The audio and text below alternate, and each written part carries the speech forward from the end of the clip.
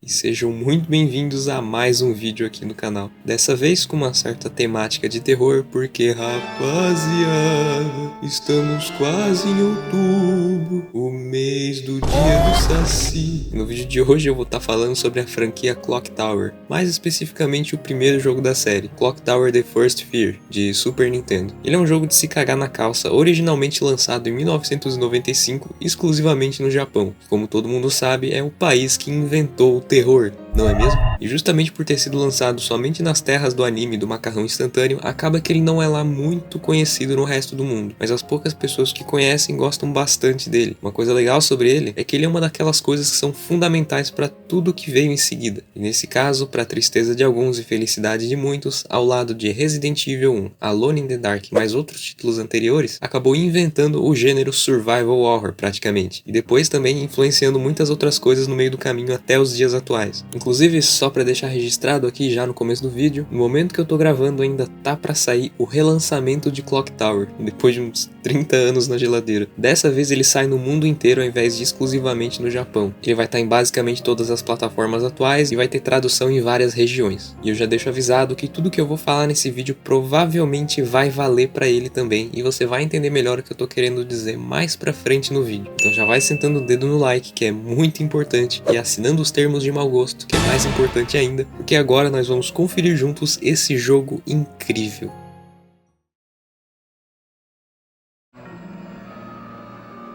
Iniciamos a nossa história com alguns textos na tela explicando que a Jennifer, nossa querida protagonista, e suas amigas do orfanato foram adotadas. Além disso, também temos uma pequena cena mostrando elas caminhando, sendo guiadas pela Sra. Mary até chegar na humilde mansão nada suspeita no meio da floresta. Claramente um local onde algo ruim jamais aconteceria, né, rapaziada? Chegando lá, a Mary diz para as meninas esperarem, porque ela iria chamar o Sr. Barrows, ou Barrows, que é o homem rico, dono da mansão que fez a adoção delas. Porém, a mulher simplesmente some e não volta mais, deixando as meninas meio preocupadas, o que faz com que a Lottie, essa tomboy aqui, se ofereça para ir atrás da Mary, mas a Jennifer acaba tomando a frente e indo no lugar dela. E assim que a gente atravessa a porta e anda por aproximadamente 2 segundos, ouvimos um grito da sala que acabamos de sair.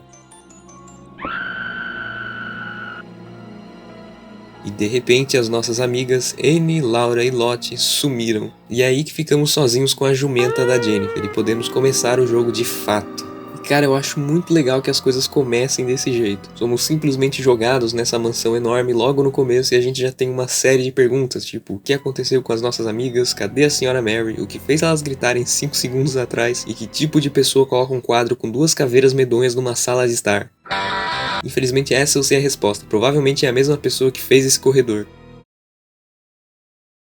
Canalhas 1000 vezes! A partir daqui a gente precisa encontrar as nossas amigas e futuramente descobrir uma maneira de fugir dessa mansão. E para isso a gente precisa enfrentar aquela velha fórmula que todo mundo conhece como Survival Horror, que consiste em andar quilômetros em busca de itens específicos que às vezes parecem não fazer o menor sentido, vasculhar salas nos mínimos detalhes, tomar pequenos sustos com coisas que aparecem do nada, e lentamente descobrir a história bizarra por trás do jogo e ficar perdido por 2 horas sem saber pra onde ir, desistir, fechar o jogo e ficar uma semana sem jogar pra depois mudar de ideia, mas acabar tendo que assistir um vídeo de 4 horas de jogo completo pra poder entender o que tem que fazer. E aí quando você finalmente... Clock Tower é um jogo point and click. Sim, tipo aqueles jogos da época do Clique Jogos e do Frive. Os botões são bem simples e eu vou explicar eles como se estivesse num controle de PlayStation, porque pra mim fica mais fácil, porque eu não sou muito acostumado com o controle de Super Nintendo. Você pode andar ou correr pros lados, movimentando o ponteiro com os direcionais ou os analógicos e clicando com o quadrado, sendo que pra correr você clica 2 vezes. Ou então você pode apertar o L1 pra correr pra esquerda ou o R1 pra correr pra direita. Mas honestamente esses comandos só servem pra você conseguir executar essa dancinha que exala fodelância. E como o jogo é um survival horror, é óbvio que só andando e correndo a gente já enfrenta algumas dificuldades. A primeira delas é o fato de que a Jennifer anda muito devagar.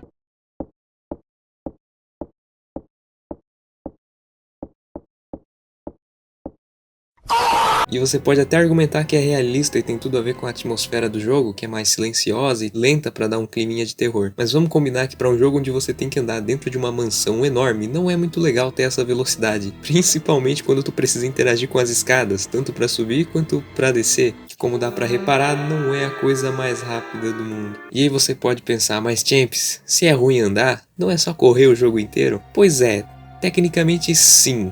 Mas a Jennifer é meio que inofensiva, ela não sai por aí com uma arma atirando em tudo, então o jogo tem um sistema para demonstrar essa nossa fragilidade, utilizando esse ícone aqui no canto com o rosto dela que representa a nossa barra de vida, e ele muda de cor conforme ela fica assustada, começando no azul, que simboliza a frieza total e a paz no coração, até o vermelho, que é o sinal definitivo que ela se cagou nas cars. E aí o que acontece? Por alguma razão os desenvolvedores tiveram a brilhante ideia de que se você correr, você perde vida. Então você sai por aí correndo e depois de mais ou menos uns 10 segundos a Jennifer basicamente fica com a sensação de estar prestes a morrer. Mas calma que dá pra se regenerar. Você só precisa apertar o triângulo que faz a Jennifer parar o que ela tá fazendo, e se você apertar o triângulo de novo é pra ela sentar no chão e respirar um pouquinho. E isso resolveria o problema de sempre estar com pouca vida. Se não fosse pelo fato de que constantemente esse botão só não funciona, porque é meio bugado e às vezes ela só fica parada e nada acontece. O que faz você acreditar durante muito tempo que esse botão não tem utilidade nenhuma. Fora isso, a gente interage com o cenário usando o ponteiro também, tanto para analisar elementos do ambiente quanto para pegar objetos. Coisa que também é problemática, porque quando a Jennifer precisa andar até um objeto no outro lado da sala, ela se concentra ao máximo e utiliza todo o seu potencial escondido para realmente andar até o outro lado da sala. Mas pra mim essa lerdeza dela não é realmente um problema. A questão que atrapalha mesmo é que tem certos momentos onde fica bem ruim de selecionar as coisas, principalmente por elas estarem muito perto uma das outras, ou simplesmente terem, entre aspas, uma hitbox meio estranha. Isso acontece logo em uma das, se não a primeira sala que tu interage, onde tem esse espelho que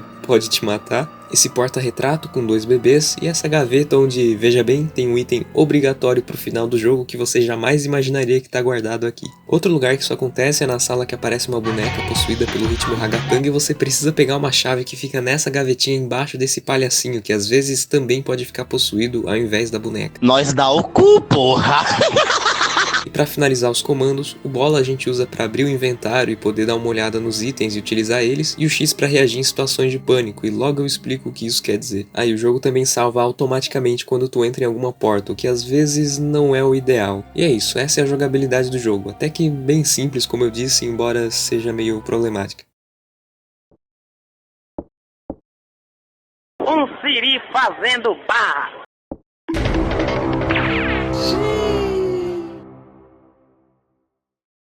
E bom, eu falei sobre barra de vida e tudo mais, mas eu ainda não mencionei nenhum inimigo até agora. Então você pode estar pensando, o que a gente enfrenta em Clock Tower no fim das contas? Eu te respondo de imediato, amigo. Além de enfrentar a sua própria ansiedade com a Jennifer andando muito devagar, o que dependendo do seu nível de vício em dopamina te obriga a abrir o Subway Surfers e o TikTok no meio do gameplay, você tem como principal inimigo o Scissorman, a.k.a. o Homem Tesourinha, que é um homem com menos de 1,60, deformado, que carrega uma tesoura comicamente grande e que fisicamente se parece com uma mistura do Bolsonaro com o guitarrista do AC/DC. O Scissorman aparece pela primeira vez no começo do jogo de 3 maneiras diferentes. Uma delas é no banheiro, quando a gente descobre o corpo da Laura, na piscina, quando a gente presencia a morte da Annie, ou a mais legal e impactante de todas, também com a Annie, mas dessa vez caindo da claraboia. O Tesourinho é um Stalker, ele aparece em alguns momentos do jogo te pegando de surpresa e aí ele fica te perseguindo até você despistar ele se escondendo batendo em certos lugares específicos ou usando o cenário a seu favor. E se ele encostar em você, já Elvis, é hit kill. Mas às vezes não. Se você tiver vida o suficiente e o jogo decidir funcionar corretamente, dá pra apertar o X repetidas vezes quando ele for te atacar, fazendo com que a Jennifer consiga evitar ele temporariamente, jogando ele no chão depois de uma espécie de duelo estilo pedra, papel, tesoura, só que mais hardcore. Só que se você morrer pra ele faz uma dancinha do Fortnite, o que é bem humilhante.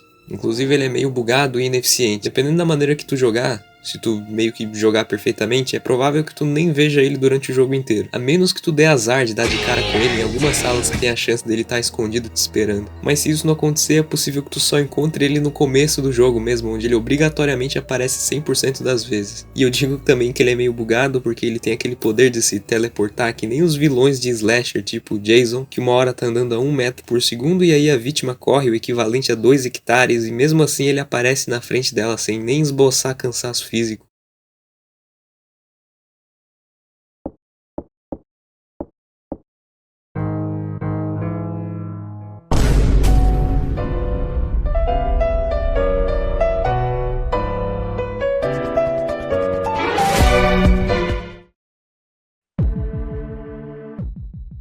E assim, no geral o jogo é isso, fugir do Scissorman enquanto vai explorando a mansão, encontrando vários itens e várias chaves. A duração do jogo é em média umas 3 horas, dependendo da sua burrice, mas se você souber o que tem que fazer, dá pra diminuir esse tempo pra um pouco menos de 1 hora. A ambientação do jogo é muito bem feita, o cenário é bem bonito e ele passa uma sensação muito diferente do que você tá acostumado no Super Nintendo. Na maior parte do tempo o jogo não tem nenhum som além dos passos da Jennifer e ao longo da sua exploração você vai se deparar com várias situações perigosas e bizarras. Inclusive, se você tá com uma certa impressão de que o jogo tem uma vibe meio filme de terror dos anos 90, saiba que isso foi proposital, porque o criador do jogo era muito fã do Dario Argento e de filmes de terror, e se você reparar bem, tem algumas coisas que entregam isso nitidamente. Por exemplo, na morte da Annie caindo pela claraboia, que foi fortemente inspirada naquela famosa cena de abertura do filme Suspiria, do Dario Argento, ou por alguns corredores que são muito parecidos com os corredores da escola que se passa Suspiria também, e pelo fato das cores presentes serem bem fortes, o que também remete esse filme. Isso sem falar de quando a gente põe um papagaio pra dormir, que me lembra a cena da Suzy matando um morcego na base da cadeirada. Mas as referências no cinema não param por aí, porque a personagem principal, a Jennifer Simpson, foi inspirada na Jennifer Corvino do filme Fenômena, que por sua vez foi interpretada pela Jennifer Connelly. São muitas Jennifers, mas tem mais coisas de Fenômeno por aqui em Clock Tower, já que tem uma parte do jogo que a gente salva uns corvos de uma gaiola e eles ajudam a Jennifer igual os insetos costumavam fazer em Fenômeno. Tem mais algumas referências além dessas que eu listei, tipo o fato da Mary parecer uma mistura das professoras e diretoras de Suspiria e Fenômena, com uma pitada de Pamela Voorhees, a mãe do Jason em Sexta-feira 13. Dá pra ver claramente que elas possuem o mesmo outfit. Eu falei que o jogo tem em torno de 3 horas, podendo chegar a menos de 1 hora se você souber o que fazer. E assim, esse jogo tem uma característica bem legal que é o fato de que ele é um pouco randômico, não completamente. Então assim, quando você inicia o jogo, tem uma série de coisas que podem ou não acontecer. Alguns itens que vão existir ou não, outros que podem mudar de lugar, e algumas salas que vão variar de localização, ou seja, não adianta pesquisar na internet um mapa completo do jogo para saber qual sala é qual, porque assim que você passar por certas portas específicas, pode ser que aquela sala que tu esteja procurando pode simplesmente estar em outro lugar dessa vez. Isso serve principalmente para você jogar o jogo várias vezes e ter sempre uma sensação diferente, e poder fazer várias combinações diversas de acontecimentos. Inclusive o jogo tem 9 finais no total, sendo o final A até o final H. Sim, nós temos metade do alfabeto, ou quase isso. E também tem o final escondido, que é o final S. Os finais são todos parecidos, uns são bons, outros nem tanto, e tem alguns requerimentos para cada um deles acontecerem, né? Tipo esse que se tu fugir de carro, tu morre. Engole o choro e faz o L. E aí tem esse que também é de carro, mas tu morre um pouco depois, ou esse que tu foge sozinho lá na torre do relógio no final do game. O final secreto, inclusive, tu consegue fugir com a Annie ou a Laura, dependendo de qual das duas sobreviverem, mas eu já adianto que esse final não é canônico para a história, já que no próximo Clock Tower acaba sendo confirmado que nenhuma das nossas amigas sobreviveu. Inclusive esses finais aí que a Jennifer tenta fugir de carro, pra fazer eles você só precisa tentar entrar no carro umas 3 vezes, lembrando que tu precisa ter a chave pra isso, que fica atrás dessa caixa, e aí depois de muita indecisão da Jennifer, e de muita insistência do jogador, ela acaba fugindo. E falando um pouco mais sobre essa questão da aleatoriedade, durante o jogo, perto do final aliás, tu vai encontrar um item importante, que vai ser ou o ídolo demoníaco, que é meio que uma estátua, que certa vez eu vi uma gameplay que o cara tava dizendo que essa estátua parecia um macaco. Se você olhar pra essa estátua e encontrar um macaco, me avise. Mas caso tu não encontre o ídolo demoníaco na sua gameplay, você vai encontrar um bastão. E o caminho até chegar nesses itens é diferente e mexe um pouquinho com a exploração do jogo. Eu pessoalmente prefiro encontrar o bastão, porque pra achar o ídolo demoníaco você obrigatoriamente precisa ler umas páginas que estão na biblioteca, se eu não me engano. O ídolo demoníaco não aparece enquanto você não lê essas páginas, porque teoricamente você não vai saber nem que ele existe. Além disso, alguns acontecimentos você vai acabar indiretamente controlando. Por exemplo, tem uma parte do jogo que você pode acabar desmaiando por causa de uma bebida que tinha um remedinho. Tá batizado. E você pode encontrar essa bebida na cozinha ou a Mary pode te dar ela num momento específico. Aliás, sim, plot twist, a Mary é do mal. Enfim, e aí se você tomar a bebida, tu desmaia e acorda numa cela e encontra esse cara. Porém, um detalhe interessante é que tem uma parte da mansão que é uma sala secreta, que se você descobrir ela antes de vir pra cá, não vai ter como a Mary te enganar pra te dar a bebida que faz você desmaiar, porque nessa sala você vai ter descoberto as reais intenções dela. E se você for pra cela usando a bebida da cozinha, né, já tendo previamente visitado a sala secreta, esse cara não vai estar aqui. Eu não sei dizer exatamente por que isso acontece, mas acontece. Mas enfim, nessa sala secreta é revelada algumas coisas da história pra gente. História essa que é muito simples. Resumidamente, a gente encontra o corpo do pai da Jennifer e uma mensagem dele. Lembrando, né, que a Jennifer era de um orfanato e, se eu não me engano, ela não chegou a conhecer o pai e a mãe morreu em algum momento. Ou seja, ela foi largada numa caçamba de lixo. Mas continuando, o pai dela, que é um obstetra, e caso você não saiba o que é um obstetra, joga no Google, diz que foi chamado para essa mansão por causa da Mary, que precisava parir 2 filhos que inclusive nasceram com uma aparência deformada e comportamento demoníaco. Um deles se chama Dan Burrows e o outro Bobby Burrows. Bob, inclusive, é o nosso amigo da tesourinha. E aí, pelo pai da Jennifer ter descoberto que claramente as crianças eram do demônio, até porque uma delas comeu a mão dele, a Mary trancou ele nessa sala até ele morrer sem ar. Aliás, aquele cara da cela é o próprio Simon Burrows, o cara que a Mary diz que adotou a gente e também o pai dessas lindas crianças. E aí você deve estar se perguntando, pera lá, calma lá, então a Mary teve 2 filhos demoníacos com o Simon que tá trancado numa cela e num estado mental quase sem consciência, e ela trouxe 4 jovens pra mansão dela e tá matando uma por uma. Por quê? Porque sim. Não, mentira. Assim, o jogo não exatamente explica. Ao longo da exploração meio que fica no ar que tem algum tipo de ritual com sacrifícios acontecendo, mas as coisas não são realmente explicadas com detalhes. E aí tem umas novels do segundo Clock Tower, que são meio que uns contos que explicam melhor esses rituais e essas lacunas na história de ambos os jogos. Mas eu não sei dizer realmente se é canônico ou obrigatório, já que essas histórias têm um plot twist meio nada a ver lá pro final, que ninguém concorda porque aparentemente não faz o menor sentido. Então eu prefiro realmente desconsiderar a existência deles e focar só na história dos jogos. Mas resumidamente, as novels explicam uma certa mitologia e que a família Burrows ficou amaldiçoada por causa de uns rituais feitos lá atrás por um cara da família, envolvendo sacrifícios humanos em troca da imortalidade. E aí acabou que em toda geração vai nascer uns demônios e um deles vai se tornar o Homem-Tesourinha, meio que reencarnando essa vontade maligna do cara de sacrificar as pessoas para ter imortalidade. É mais ou menos isso. E assim, essa é a explicação por trás. Confia quando eu digo que não faz muita diferença você saber dessas coisas. O que importa realmente é você fugir do Homem-Tesourinha.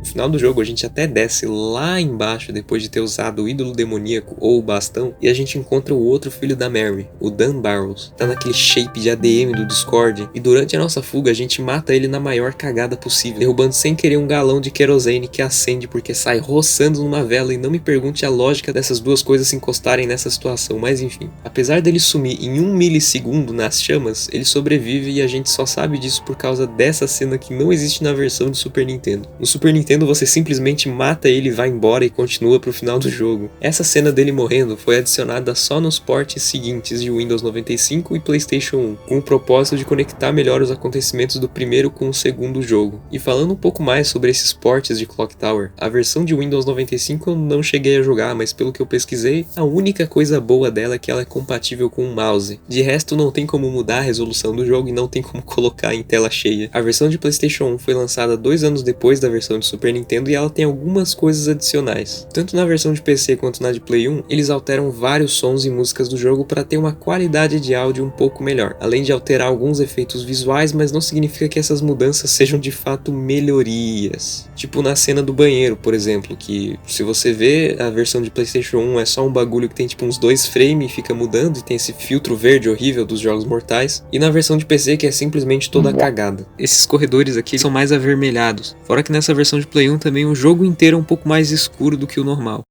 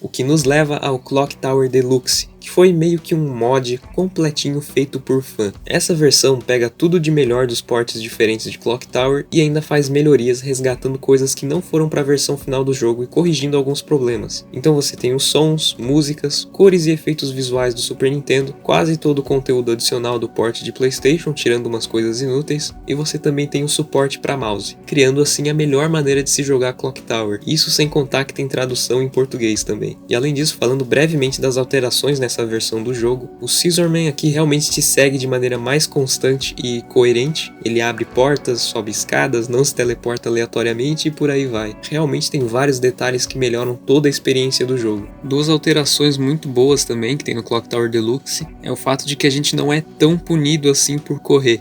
Então, ao invés de você perder toda a sua vida em uns 10 segundos, você pode correr muito que você praticamente não perde vida. Isso sem falar que dá pra correr nas escadas. E lembra que eu disse que o botão de recarregar a vida é meio bugado? Então, aqui eles também resolvem esse problema e o botão fica super responsivo e a Jennifer descansa muito mais rápido também. E se você achou que parava por aí, achou errado, porque em outubro agora tá pra chegar o Clock Tower Rewind, que foi anunciado, não lembro se no final de 2023 ou no meio de 2024, mas aparentemente ele vai sair agora dia 31 de outubro de 2024. E pelo que a gente já sabe, o jogo vai ter uma porrada de coisa, tipo uma galeria que provavelmente vai ter artes conceituais ou a historinha em quadrinhos, que eu tô ligado que existe. Vai ter um player de música, provavelmente com toda a trilha sonora do jogo. Vai ter uma nova música de abertura com a voz da mulher que canta umas músicas de Silent Hill, que por sinal ela faz um ótimo trabalho, eu gosto muito dela. E o jogo em si promete ter save state e duas versões para você jogar, a original de Super Nintendo, né, a versão clássica, e a versão Rewind, que é a versão original com melhorias e coisas adicionais. E aí você liga os pontos e pensa, pô, então Clock Tower Rewind vai ser a versão de Play 1? E eu te respondo, também, porque olha bem para essa imagem divulgada da Jennifer usando a pá que nem no Clock Tower Deluxe. Curioso, né? Mas assim, ao que tudo indica, realmente a versão Rewind nada mais é que a versão Deluxe. E um dos motivos para isso acontecer é porque os desenvolvedores do Clock Tower Rewind estão trabalhando